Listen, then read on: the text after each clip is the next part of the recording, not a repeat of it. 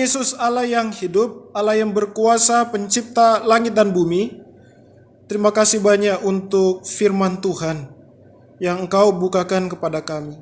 Kami tahu kelemahan kami. Kami tahu Tuhan, mustahil kami dapat mengerti firman-Mu dengan pengetahuan kami, dengan kekuatan kami, tetapi hanya dengan pertolongan Allah Roh Kudus. Sertai hamba-Mu di dalam membawakan kebenaran firman-Mu dan kami semua jemaat Tuhan. Biarlah kami menjadi pelaku setelah kami mendengar firman-Mu. Di dalam nama Tuhan Yesus kami berdoa. Amin. Jemaat Tuhan Yesus, saya akan membacakan firman Allah di dalam Lukas pasal 22 ayat 1 sampai 23 yang berbunyi demikian. Hari raya roti tidak beragi, yang disebut Paskah sudah dekat. Imam-imam kepala dan ahli Taurat mencari jalan bagaimana mereka dapat membunuh Yesus, sebab mereka takut kepada orang banyak. Maka masuklah iblis ke dalam Yudas yang bernama Iskariot, seorang dari ke-12 murid itu. Lalu pergilah Yudas kepada imam-imam kepala dan kepala-kepala pengawal bait Allah dan berunding dengan mereka bagaimana ia dapat menyerahkan Yesus kepada mereka. Mereka sangat gembira dan bermufakat untuk memberikan sejumlah uang kepadanya. Ia menyetujuinya dan mulai dari waktu itu ia mencari kesempatan yang baik untuk menyerahkan Yesus kepada mereka tanpa setahu orang banyak. Maka tibalah hari raya roti tidak beragi, yaitu hari di mana orang harus menyembelih domba Paskah. Lalu Yesus menyuruh Petrus dan Yohanes, katanya, pergilah, persiapkanlah perjamuan Paskah bagi kita supaya kita makan. Kata mereka kepadanya, di manakah engkau kehendaki kami mempersiapkannya? Jawabnya, apabila kamu masuk ke dalam kota, kamu akan bertemu dengan seorang yang membawa kendi berisi air. Ikutilah dia ke dalam rumah yang dimasukinya. Dan katakanlah kepada tuan rumah itu, Guru bertanya kepadamu, di manakah ruangan tempat aku bersama-sama dengan murid-muridku akan makan Paskah? Lalu orang itu akan menunjukkan kepadamu sebuah ruangan atas yang besar yang sudah lengkap, disitulah kamu harus mempersiapkannya. Maka berangkatlah mereka, dan mereka mendapati semua seperti yang dikatakan Yesus kepada mereka. Lalu mereka mempersiapkan Paskah. Ketika tiba saatnya Yesus duduk makan bersama-sama dengan rasul-rasulnya, katanya kepada mereka, aku sangat rindu makan Paskah ini bersama-sama dengan kamu sebelum aku menderita. Sebab aku berkata kepadamu, aku tidak akan memakannya lagi sampai ia beroleh kegenapannya dalam kerajaan Allah. Kemudian ia mengambil sebuah cawan, mengucap syukur, lalu berkata, ambillah ini dan bagikanlah di antara kamu. Sebab aku berkata kepada kamu, mulai dari sekarang ini aku tidak akan minum lagi hasil pokok anggur sampai kerajaan Allah telah datang. Lalu ia mengambil roti, mengucap syukur, memecah-mecahkannya dan memberikannya kepada mereka, katanya, inilah tubuhku yang diserahkan bagi kamu, perbuatlah ini menjadi peringatan akan aku. Demikian juga dibuatnya dengan cawan sesudah makan. Ia berkata, cawan ini adalah perjanjian baru oleh darahku yang ditumpahkan bagi kamu. Tetapi lihat, tangan orang yang menyerahkan aku ada bersama dengan aku di meja ini. Sebab anak manusia memang akan pergi seperti yang telah ditetapkan, akan tetapi celakalah orang yang olehnya ia diserahkan. Lalu mulailah mereka mempersoalkan siapa di antara mereka yang akan berbuat demikian. Demikianlah firman Tuhan. Nah, jemaat Tuhan Yesus, apakah Anda pernah berjanji? Ya, saya pernah berjanji, saya pernah buat janji. Dan apakah semua janji yang pernah saya dan Anda buat selalu tertepati? Jawabannya tidak. Mengetahui ada janji yang tidak tergenapi dan tidak tertepati oleh kita, menyatakan kita tidak punya kuasa akan masa depan. Bahkan kita tidak punya kuasa akan hidup kita sendiri. Bahkan satu detik di depan kita pun kita tidak tahu akan apa yang terjadi. Nah, hanya ada satu pribadi yang berjanji dan pasti menepati. Pribadi itu adalah Tuhan Allah sendiri. Hanya Tuhan yang berjanji dan menepatinya. Karena ia berkuasa, karena ia kudus, ia mustahil tidak menepati janjinya. Nah, termasuk berkuasa atas waktu manusia dan hidup manusia. Nah, perhatikan jemaat Tuhan Yesus di dalam Lukas 22 ayat 1 sampai 23, ada dua peristiwa yang berhubungan dengan janji Allah. Pertama, perhatikan ayat 1, yaitu Paskah. Apakah yang Anda dan saya ingat tentang Paskah? Kita dapat tahu Paskah yang dimaksudkan di ayat 1 tersebut di dalam Keluaran pasal 12. Di dalam Keluaran pasal 12, Allah menyatakan janjinya kepada bangsa Israel yang masih di dalam perbudakan di tanah Mesir. Janji akan menyelamatkan mereka dari perbudakan Mesir dan membawa mereka ke tanah yang dijanjikan kepada nenek moyang mereka, yaitu Abraham. Pertanyaannya, jika Anda adalah orang dewasa Israel, sekali lagi, jika Anda adalah orang dewasa Israel pada waktu itu, sekali lagi, andaikan jika Anda dan saya adalah orang dewasa Israel yang ada di Mesir saat itu, apakah Anda dan saya akan dengan mudah percaya kepada janji dari Tuhan yang tidak terlihat mata itu? Bersediakah Anda dan saya melakukan apa yang diperintahkan, yaitu mengambil domba atau kambing dan mengoleskan darahnya di ambang pintu rumah? Dengan melakukan itu sesuai dengan perintah Allah, maka ada janji, tidak ada kematian di rumah yang diolesi darah di ambang pintu rumah itu. Sedangkan sekali lagi, jika kita mengandaikan kita di sana di saat itu, sedangkan kita tahu bahwa Mesir adalah kerajaan yang kuat, berpendidikan, serta memiliki kepercayaan dewa-dewi yang tersohor pada waktu itu. Pertanyaannya, akankah kita, Anda dan saya percaya dengan mudah kepada pribadi yang menyatakan ia adalah Tuhan dan janjinya? Akankah kita melakukan perintahnya? Masa hanya dengan lakukan mengoleskan darah di ambang pintu, kita bangsa Israel akan selamat dari kematian dan akan keluar dari Mesir? Masakah seperti itu? Namun kembali ke Keluaran 12. Sebelum Tuhan mengatakan itu semua, sudah ada 9 tula terjadi di Mesir. Tula yang dimana Allah yang berdaulat melakukannya, membantu orang Israel untuk percaya kepada Allah dan janjinya. Orang Israel percaya kepada Allah dan janjinya, dan bukti dari percaya, mereka melakukan apa yang dikatakan Allah di dalam perintahnya yang mengandung janji. Dan kita ketahui, jika kita menarik saat ini kita sebagai orang yang hidup di masa ini, kita mengetahui bahwa Tuhan sungguh mengenapkan janjinya. Sungguh tidak sia-sia percaya kepada Tuhan dan janjinya. Kematian anak sulung terjadi di rumah yang tidak diolesi oleh darah domba Paskah. Tetapi kematian anak sulung tidak terjadi di rumah orang Israel yang dioleskan darah domba Paskah. Allah menggenapi janjinya, membawa keturunan Abraham ke tanah yang dijanjikannya kepada Abraham, kepada Ishak dan kepada Yakub. Allah sungguh tepati janjinya, dan penulisan peristiwa Paskah dan janji di dalam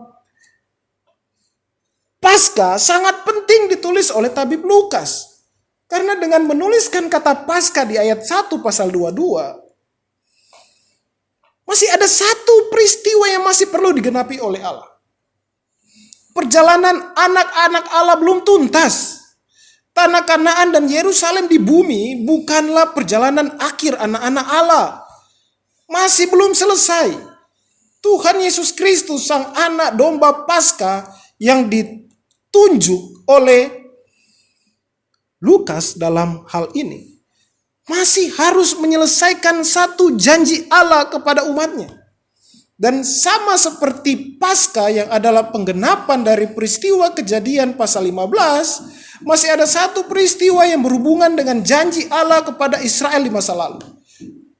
Lalu, apakah janji yang kedua yang berhubungan dengan peristiwa di masa lalu yang akan tergenapi di dalam Injil Lukas pasal 22 ayat 1 sampai 23 yang kita baca.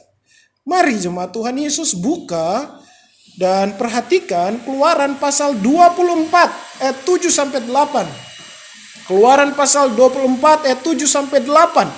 Saya akan bacakan untuk kita semua. Diambilnyalah kitab perjanjian itu, lalu dibacakannya dan didengar oleh bangsa itu, dan mereka berkata, segala firman Tuhan akan kami lakukan dan akan kami dengarkan. Ayat 8, kemudian Musa mengambil darah itu dan menyiramkannya pada bangsa itu, serta berkata, inilah darah perjanjian yang diadakan Tuhan dengan kamu berdasarkan segala firman ini. Di dalam peristiwa itu Tuhan mengadakan perjanjian dengan Israel yang dibawa oleh tangannya sendiri keluar dari tanah perbudakan Mesir. Perjanjian itu diadakan di Gunung Sinai. Di dalam peristiwa itu Tuhan mengikat perjanjian dengan Israel. Memang terlihat unik, Tuhan dan manusia mengikat janji. Yang maha kuasa dan kudus mengikat perjanjian dengan manusia yang rapuh dan telah jatuh dalam dosa serta tidak berkuasa akan masa depan dan hidupnya. Alhasil kita sudah tahu, pasti manusia gagal. Inilah perjanjian yang lama itu, Old Covenant. Perjanjian yang lama itu. Jika Anda dan saya mendengarkan perjanjian yang lama, ingatlah Keluaran pasal 24 ayat 7 sampai 8 yang adalah jawabannya. Di dalam perjanjian itu, Allah menghendaki ketaatan sempurna, bukan sekali taat, sekali gagal. Yang Allah kehendaki ketaatan sempurna. Perjanjian yang lama itu telah gagal ditaati. Telah gagal ditaati dengan sempurna oleh manusia yang dinyatakan oleh Israel. Perjanjian yang lama itu perlu dibaharui seperti yang dituliskan di dalam Ibrani 8 ayat 13. Dibaharui oleh Allah sendiri. Dan yang mengikatnya bukan lagi manusia Israel yang telah tercemar dengan dosa. Tetapi pribadi manusia yang kudus tanpa dosa dan berkuasa, manusia Israel yang berasal dari bangsa yang terikat perjanjian yang lama, yaitu Israel sendiri. Dan pribadi itu adalah Yesus Kristus. Ia adalah Allah sepenuhnya dan manusia sepenuhnya tanpa dosa.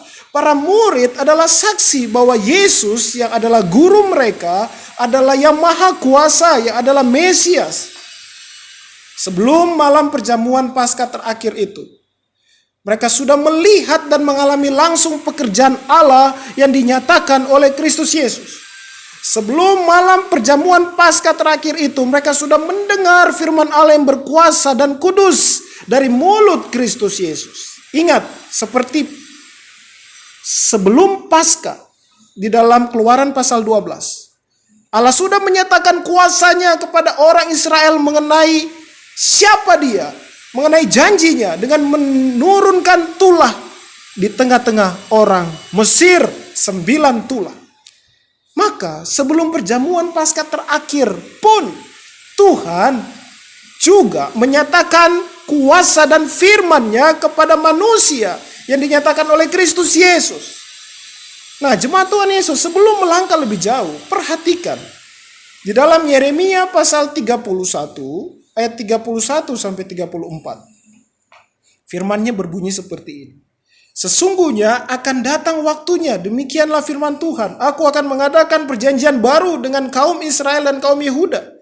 Bukan seperti perjanjian yang telah kuadakan dengan nenek moyang mereka pada waktu aku memegang tangan mereka untuk membawa mereka keluar dari tanah Mesir. Perjanjianku itu telah mereka ingkari meskipun aku menjadi Tuhan yang berkuasa atas mereka, demikianlah firman Tuhan. Tetapi beginilah perjanjian yang kuadakan dengan kaum Israel sesudah waktu itu, demikianlah firman Tuhan.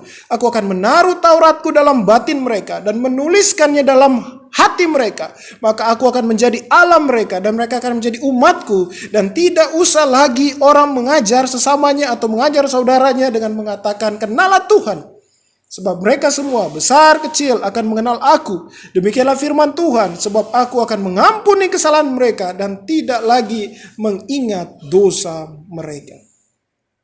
Di sana Allah menyatakan perjanjian yang baru. Di dalam Yeremia pasal 31 ayat 31 sampai 34. Di masa-masa akhir kejatuhan kerajaan Yehuda atau kerajaan Israel bagian selatan yang dua suku itu, Allah menjanjikan perjanjian yang baru, New Covenant. Tahukah Anda di mana tabut perjanjian yang dipakai untuk mengikat janji di dalam Keluaran pasal 24 ayat 7 sampai 8 disimpan? Loh batu yang bertuliskan hukum Allah, yang ditulis dengan tangan Allah sendiri, disimpan di tabut perjanjian. Nah, inilah alasannya bahwa tempat penyimpanan itu disebut tabut perjanjian. Karena ada perjanjian Allah dan umat Israel tersimpan di sana. Mari ingat lagi, di manakah tabut perjanjian ini disimpan saat masih ada kemah suci atau tabernakel dan bait Allah? Di manakah tabut perjanjian itu disimpan? Disimpan di ruang maha kudus. Seluruh darah domba untuk pengampunan dosa, seluruh darah burung tekukur, ternak, apapun itu, seluruh darah korban untuk pengampunan dosa atau penebusan salah harus dibawa sampai ke tabir ruang maha kudus, di mana tabut perjanjian itu tersimpan. Dan 1 tahun sekali, imam besar membawa korban pendamaian dan mengoleskan itu ke tabut perjanjian. Jadi tanpa darah korban dibawa ke tabir ruang maha kudus dan dioleskan ke tabut perjanjian, maka tidak ada pengampunan dosa. Nah, pada tahun 586 sebelum Masehi, Yerusalem dan bait Allah yang dibangun Salomo dihancurkan oleh Nebukadnezar, oleh pasukannya. Bangsa Yehuda atau Israel yang tersisa dibuang ke Babel. Dan di saat penghancuran itulah tabut perjanjian hilang dan tidak ditemukan lagi sampai sekarang, dan saya percaya sampai dunia ini selesai pun tabut perjanjian yang itu yang disimpan di bait Allah yang dibangun Salomo yang dihancurkan di tahun 586 sebelum Masehi tidak akan pernah ada lagi dan ditemukan. Sehingga bait Allah yang ada di Yerusalem saat Kristus datang, dan kita mengupas itu di dalam peristiwa Lukas pasal 21, merupakan bait Allah tanpa perjamuan di ruang maha kudus.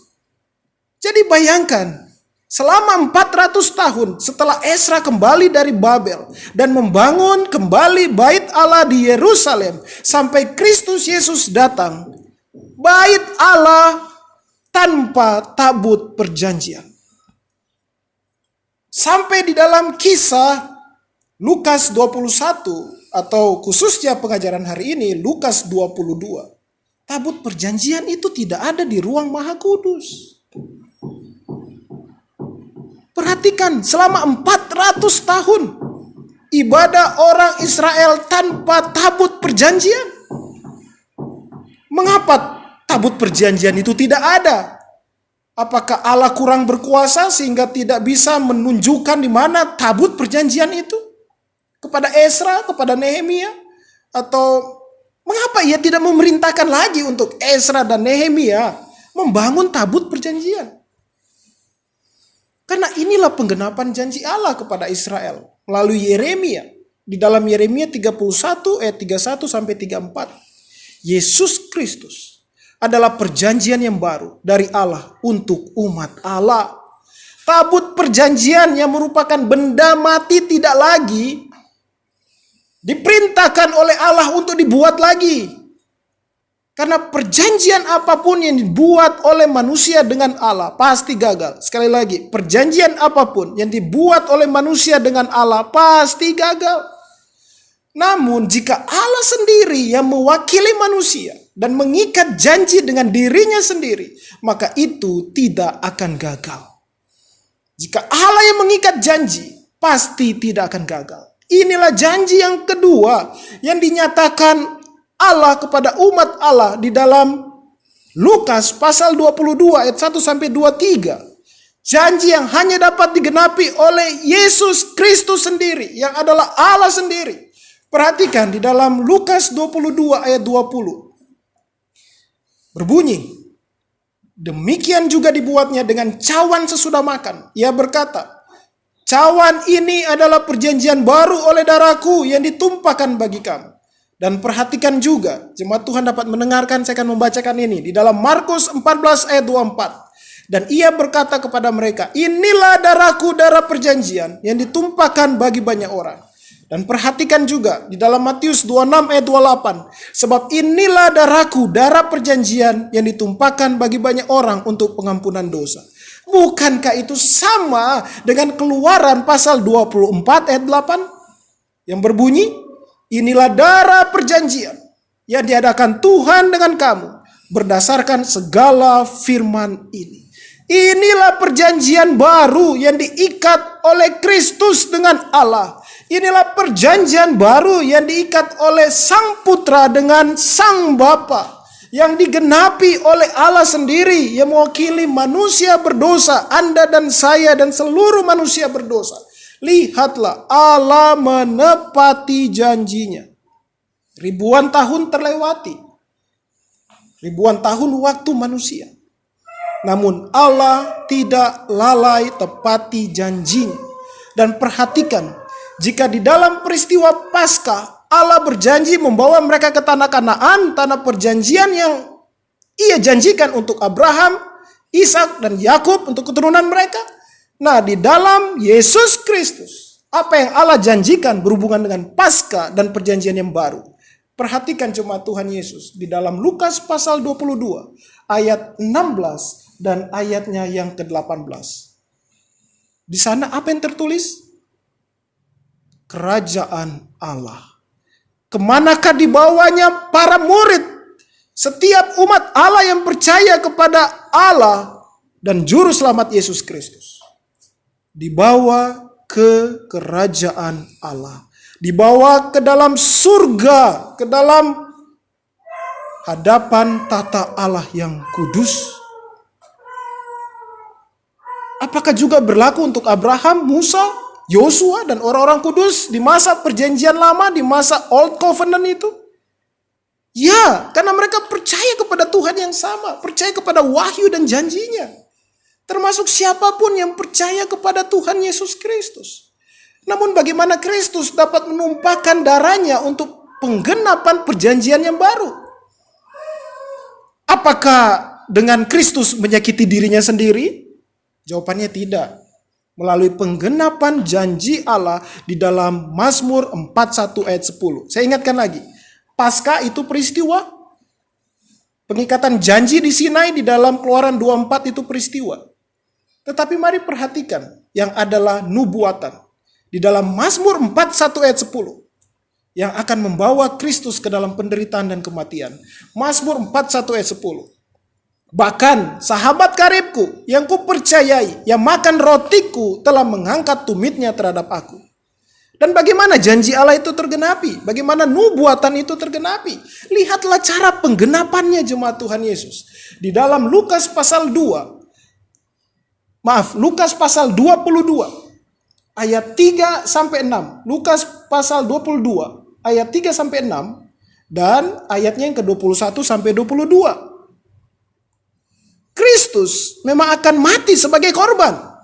Dan bagaimana ia mati sudah dinubuatkan ratusan tahun sebelum kedatangannya. Atau sebelum peristiwa makan perjamuan Paskah terakhir itu terjadi. Lalu siapa? Pengkhianatan Yudas Iskariot. Sahabat Kristus. Dekat dengan dia. Bahkan makan perjamuan terakhir dengan Kristus. Yudas Iskariot. Murid yang mengkhianatinya. Tergenapi apa yang dikatakan Allah di dalam Mazmur 41 ayat 10. Perhatikan. Apa yang terjadi pada Yudas Iskariot? Di dalam Lukas pasal 22 ayat 22. Celakalah Yudas yang menyerahkan Kristus. Sebab anak manusia memang akan pergi seperti yang telah ditetapkan. Tetapi celakalah orang yang olehnya ia diserahkan. Perhatikan juga jemaat Tuhan. Di dalam Matius pasal 26 ayatnya yang ke-24. Saya akan bacakan untuk kita semua. Anak manusia memang akan pergi sesuai dengan yang ada tertulis tentang dia. Tetapi celakalah orang yang olehnya anak manusia itu diserahkan. Adalah lebih baik bagi orang itu sekiranya ia tidak dilahirkan. Lihatlah semua perkataan Tuhan Yesus terjadi. Jangan pernah meremehkan firman Allah yang dinyatakan kepada kita. Jangan pernah remehkan Alkitab dan seluruh perkataan Allah di dalamnya. Alkitab adalah satu-satunya firman Allah yang tertulis, dan seluruh firman Allah pasti tergenapi. Bagi Anda yang percaya dan bagi yang tidak percaya, pasti janjinya tergenapi. Lihatlah, bagi yang percaya kepada Tuhan Yesus, menerima janji untuk bersama dengannya di dalam kerajaan Allah. Dan bagi yang tidak percaya, di dalam kebinasaan kekal bersama iblis dan semua pengikutnya. Dan perhatikan apa yang dikatakan Tuhan Yesus kepada Yudas Iskariot dan kepada semua yang tidak percaya kepada Tuhan Yesus. Perhatikan kalimatnya di dalam Matius 26 ayat 24. Adalah lebih baik bagi orang itu sekiranya ia tidak dilahirkan. Lihatlah penggenapan janji Allah. Semuanya akan tergenapi bagi Anda yang percaya kepada Kristus Yesus dan bagi siapa yang tidak percaya kepadanya. Lihatlah penggenapan janji Allah melalui malam perjamuan Paskah yang terakhir. Di dalam Lukas pasal 22 ayat 14 sampai 20. Pribadi Allah yang bertahta di atas tabut perjanjian telah datang untuk memberikan darahnya dan memberikan pengampunan dosa yang percaya kepadanya. Lihatlah, Allah tepati janjinya. Kristus mati dan bangkit pada hari ketiga. Tabut perjanjian Allah yang tersimpan di bait Allah yang dihancurkan Nebukadnezar sudah hilang. Namun Allah yang bertahta di atas tabut perjanjian itu, yang menyatakan dirinya kepada orang Israel di atas tabut perjanjian itu, ia kekal adanya. Tabut perjanjian itu benda, bisa hancur.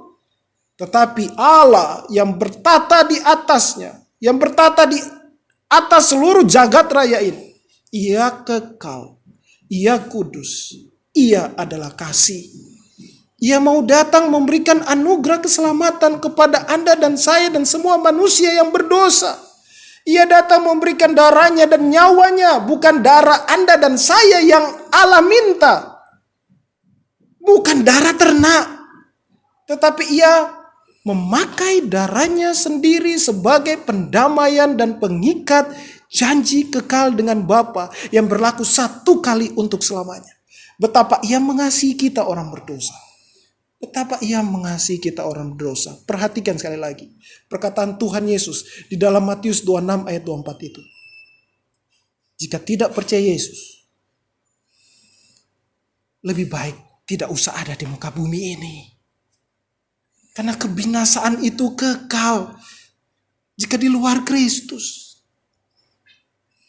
Dan agar kita memiliki hidup kekal dan tidak binasa, ia datang ke dalam dunia, ia menyerahkan dirinya untuk kita. Oleh sebab itu, bagi Anda yang saat ini sadar bahwa diri Anda berdosa, bahwa diri saya berdosa, ketahuilah, datanglah kepada Yesus Kristus. Roh Kudus yang bekerja di hati Anda dan saya untuk sadar bahwa kita berdosa. Anda dan saya, kita butuh perantara. Anda dan saya, kita butuh keselamatan. Karena seberapa baik pun Anda dan saya, atau bagaimanapun janji Anda dan saya yang kita buat kepada Allah untuk berbuat baik, pastilah gagal. Coba hitung. Coba lihat baik-baik. 1 Januari tahun 2021, silakan buat janji. Buat janji kepada Allah. Oh, saya mau saat teduh terus menerus. Oh, saya mau berdoa. Oh, saya mau penginjilan. Saya mau ini dan itu. Pertanyaannya, apakah sempurna Anda melakukan janji itu? Apakah saya sempurna melakukan janji itu? Gagal. Allah minta janji itu sempurna. Dan kita mustahil untuk melakukan janji yang kita buat sendiri pun kepada Allah dengan sempurna. Anda dan saya tidak mungkin sanggup menghadapi penghukuman Allah. Namun Kristus sudah datang dan menjadi pengantara. Ia menjadi korban kudus untuk menghapus dosa kita. Dan ia sudah membawa darahnya sebagai persembahan kudus bagi penebusan kita.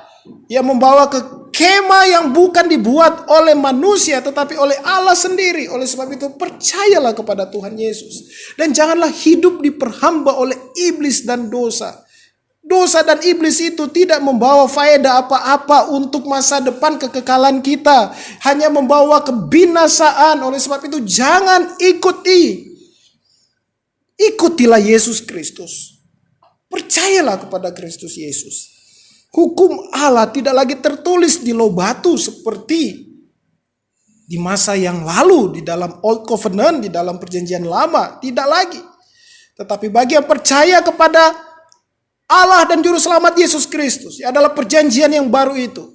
Hukum Allah itu tertulis di hati Anda dan saya yang percaya kepada Kristus Yesus. Roh Kudus menuliskan itu di dalam hati kita. Roh Kudus menolong kita melawan dosa dengan firman Allah yang tertulis di hati kita. Jemaat Tuhan, Bapak Ibu dan saudara-saudari, mengapa ini penting bagi kita? Mengapa saya mengajarkan ini kepada kita semua? Karena mustahil Anda dan saya menyelamatkan diri Anda dan saya. Hanya Allah saja. Dan itu adalah janjinya sejak awal mula kehidupan manusia. Janji kepada umat Israel. Dan janji kepada kita yang adalah Israel rohani. Ketahuilah, kekristenan adalah Yahudi yang sejati. Karena kita memiliki imam besar agung yang memberikan darahnya untuk penebusan, untuk pengampunan kita dari dosa-dosa kita. Janji untuk selamatkan kita telah tergenapi. Dan keselamatan itu hanya di dalam iman percaya kepada Tuhan Yesus. Jemaat Tuhan Yesus, kita semua hidup karena janji. Mengapa kita tenang-tenang saja menabung uang di bank kita saat ini? Saya percaya kita semua ini punya tabungan di bank. Mengapa kita menaruh uang kita di sana? Karena kita pegang janji dari bank itu bahwa uang kita aman. Mengapa kita tenang-tenang saja dengan naik sebuah kendaraan, apakah motor atau mobil? Karena kita pegang janji pembuat kendaraan bahwa produk mereka bagus dan aman, tidak akan membuat kita celaka. Mengapa kita tenang-tenang saja memakan produk makanan dan minuman yang kita pesan atau kita beli? Karena kita percaya pembuat makanan dan minuman tersebut. Perhatikan, bagi Anda dan saya yang mengaku percaya kepada Tuhan Yesus, kita tenang-tenang saja karena pegang janji Allah. Allah tidak lalai dengan janjinya. Jika Allah lalai akan janjinya, maka itu bukanlah Allah, tetapi Allah A kecil atau iblis. Karena iblis adalah bapa dari segala dusta dan ia adalah bapa pendusta. Jemaat Tuhan Yesus, memegang janji Allah itu penting. Karena seringkali di saat beban hidup yang berat, kita mulai meragukan janji Allah. Kita mulai berpikir, mungkin itu hanya terjadi di peristiwa di Alkitab. Kalau di kehidupan nyata sepertinya kayaknya enggak deh. Kayaknya iya deh, ragu-ragu. Kita mulai meragukan janji Allah saat tekanan berat di hidup kita. Kita mulai meragukan kuasa dan kasih-Nya. Kita mulai kehilangan pandangan kekerajaan Allah yang kekal di masa depan kita. Firman Allah hari ini mengajarkan dan mengingatkan kita bahwa janji Allah pasti tergenapi. Dan sebagai Allah, Dia pasti membuktikan. Dan itu sudah terbukti dengan Kristus Yesus. Apakah ada janji Allah atau perkataan Kristus di dalam Lukas pasal 22 ayat 1 sampai 23 tidak tergenapi? Adakah yang tidak tergenapi? Semua tergenapi. Siapakah yang dapat melakukan itu? Hanya Allah saja. Kerajaan Allah yang dinyatakan oleh Roh Kudus memang hadir di setiap orang percaya yang percaya kepada Kristus Yesus. Namun saya sadar ada waktu sulit di hidup ini. Seperti masa pandemi ini. Melulu lantakan banyak mimpi dan rencana kita. Banyak yang menderita, termasuk orang percaya kepada Tuhan Yesus. Namun jangan hilang pengharapan. Pengharapan kita hanya ada di dalam janji Allah Tritunggal. Di saat pekerjaan tidak kunjung ada, Jangan kehilangan harapan di dalam Yesus Kristus. Di saat penyakit yang semakin berat, jangan hilang pengharapan akan janji Allah. Di saat hubungan dengan sesama kita sulit, apakah hubungan dengan pasangan hidup kita, suami atau istri kita atau anggota keluarga kita merasa sangat berat hubungan yang kita jalani. Jangan kehilangan harapan untuk menjalani hubungan yang berat itu di dalam kebenaran firman Allah. Jangan karena sudah begitu berat dengan istri atau suami dan berkata sudah cukup, pisah ke pengadilan, sudah cukup. Jangan jemaat Tuhan, jangan menyerah. Di saat ekonomi keluarga berat, jangan menyerah. Jangan lupakan janji Allah. Ingatlah, Allah tidak meninggalkan Anda seorang diri walaupun ekonomi itu berat. Ia pun merasakan yang Anda alami, yang kita alami. Atau di waktu di atas angin, atau ya semuanya baik-baik saja. Bersyukur, puji Tuhan. Di saat susah bersyukur, di saat semua baik-baik saja bersyukur. Seperti uang cukup, bahkan lebih. Pekerjaan ada, bisnis lancar, keluarga baik-baik saja. Di saat itu pun jemaat Tuhan, jangan sampai pandangan pengharapan kita diubah kepada uang, kepada harta, kepada pekerjaan, kepada keluarga yang baik-baik saja. Jangan. Ingatlah, jika kita telah percaya kepada Kristus Yesus, pengharapan kita hanya kepadanya. Kerajaan Allah itu hadir di dalam kita. Kehadiran kerajaan Allah di hati ini lebih dari segalanya di dunia ini. Kristus Yesus hadir bersama kita di dalam pribadi Allah Roh Kudus. Bukan hanya saat di dunia ini tetapi selamanya dengan membawa kita kepada Bapa, dan itu janjinya.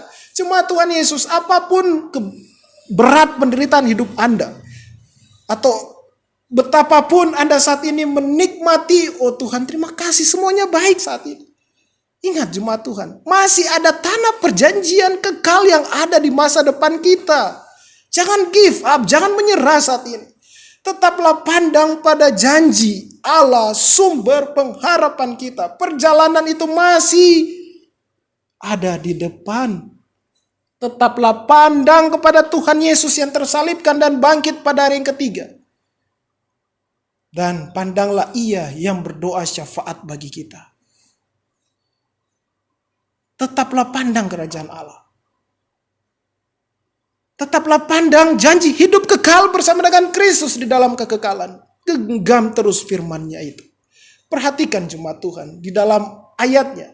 Yang lain di dalam Lukas pasal 22. Di dalam ayat 7 sampai ayat yang ke-13.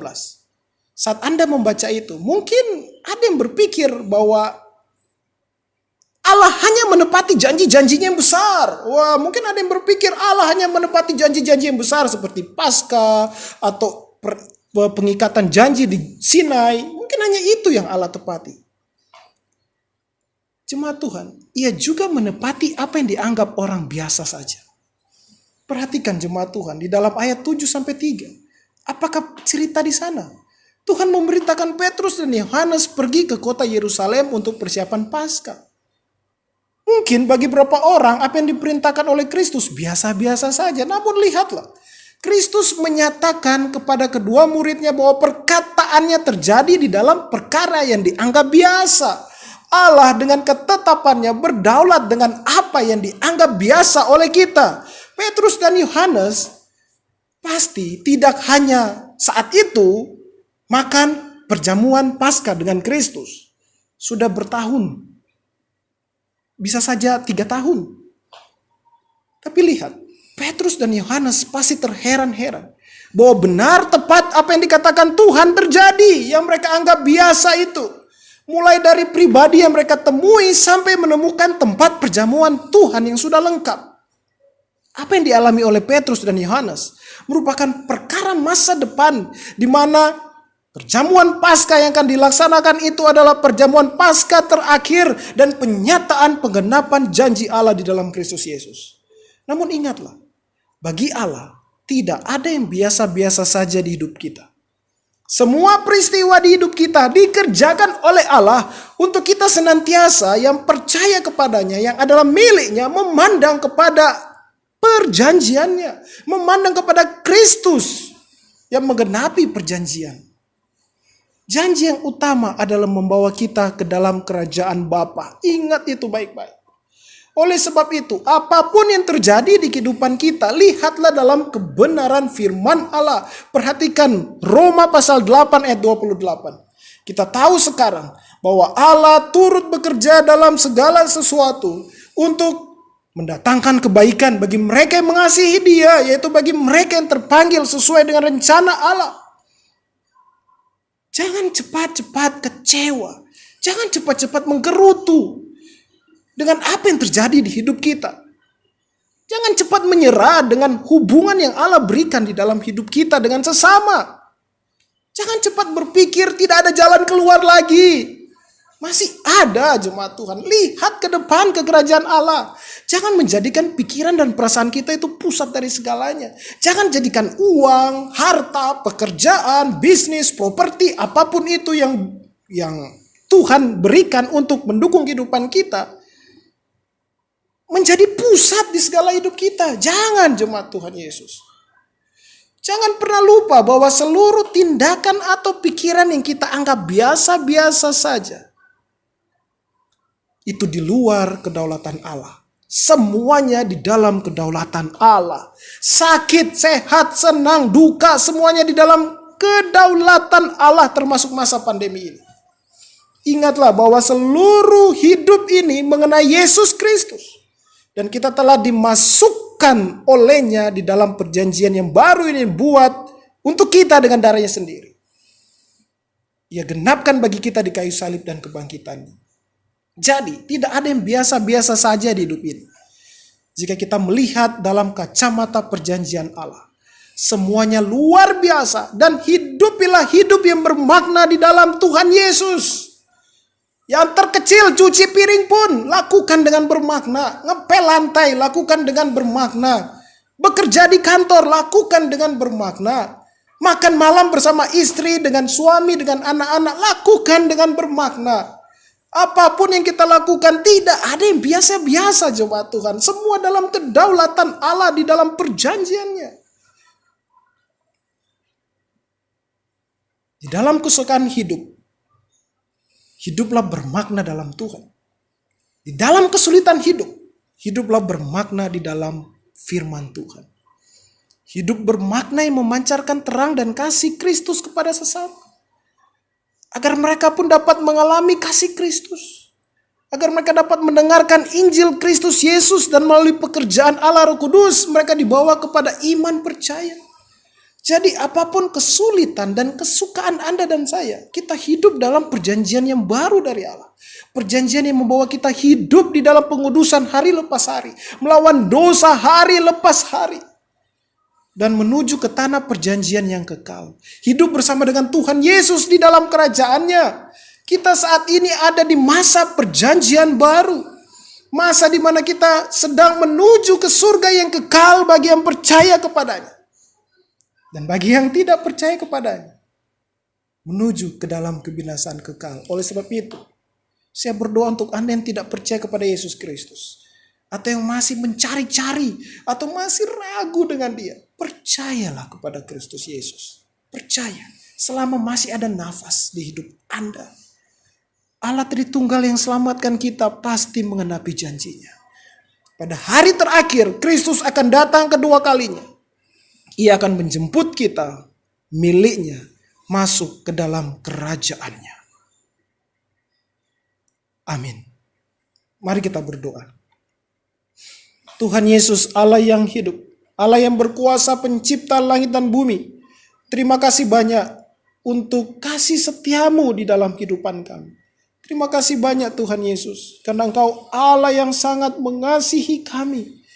Engkau Allah yang menggenapkan janji di dalam kehidupan kami. Terima kasih banyak Tuhan. Kuatkan kami di dalam menghadapi berbagai pergumulan dalam hidup kami. Dan biarlah semua tindakan kami tidak memandang biasa-biasa saja, tetapi Allah turut bekerja di dalam segalanya. Di dalam nama Tuhan Yesus kami berdoa. Amin.